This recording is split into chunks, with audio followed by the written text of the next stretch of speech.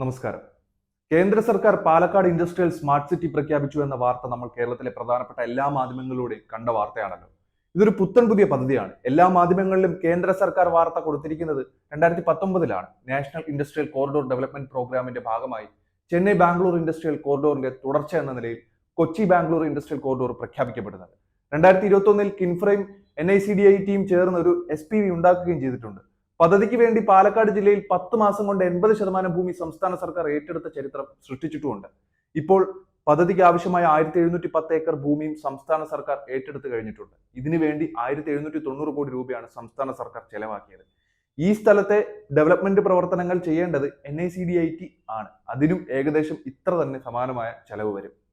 ചുരുക്കി പറഞ്ഞാൽ കേന്ദ്ര സംസ്ഥാന സർക്കാരുകൾ ഒത്തൊരുമിച്ചുകൊണ്ടാണ് ഈ പദ്ധതി നടപ്പിലാക്കാൻ ഉദ്ദേശിക്കുന്നത്. അതിൽ രണ്ടുപേരും 50:50 എന്ന രീതിയിലാണ് പണം ചെലവാക്കുന്നത്. അതിൽ സംസ്ഥാന സർക്കാർ ചെയ്യേണ്ടുന്ന പ്രധാന കാര്യങ്ങൾ എല്ലാം ചെയ്തു കഴിഞ്ഞിട്ട് വർഷം ഇപ്പോൾ 1 കഴിഞ്ഞു.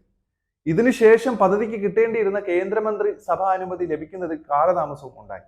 ജൂൺ മാസം പുതിയ സർക്കാർ അധികാരത്തിൽ എത്തിയപ്പോൾ തന്നെ വ്യവസായ വകുപ്പ് മന്ത്രി സഖാവ് P രാജീവ് ഡൽഹിയിൽ പോയി കേന്ദ്ര വ്യവസായ മന്ത്രിയെ കണ്ട് പെട്ടെന്ന് തന്നെ മന്ത്രിസഭാ അനുമതി നൽകണമെന്ന ആവശ്യം ഉന്നയിച്ചിരുന്നു. കഴിഞ്ഞ ദിവസം പ്രധാനമന്ത്രിയെ കണ്ട നമ്മുടെ മുഖ്യമന്ത്രി സഖാവ് പിണറായി വിജയനും ഈ കാര്യം ഉന്നയിച്ചിരുന്നു. ഇതിന്റെയൊക്കെ ഭാഗമായിട്ടാണ് ഇപ്പോൾ കേന്ദ്ര മന്ത്രിസഭയുടെ അനുമതി ലഭിച്ചത്. സംസ്ഥാന സർക്കാരിന്റെ ഔചിത്യപൂർവമായ ഇടപെടൽ കൊണ്ട് അനുമതി കിട്ടിയ പദ്ധതിയാണ് ഇപ്പോൾ കേന്ദ്ര സർക്കാരിന്റെ മാത്രം കഷ്ടപ്പാടുകൾ കൊണ്ട് നടപ്പിലാക്കാൻ പോകുന്നു എന്നൊക്കെ പറഞ്ഞ് കേരളത്തിലെ മുഖ്യധാരാ മാധ്യമങ്ങളിൽ വാർത്ത വരുന്നത്.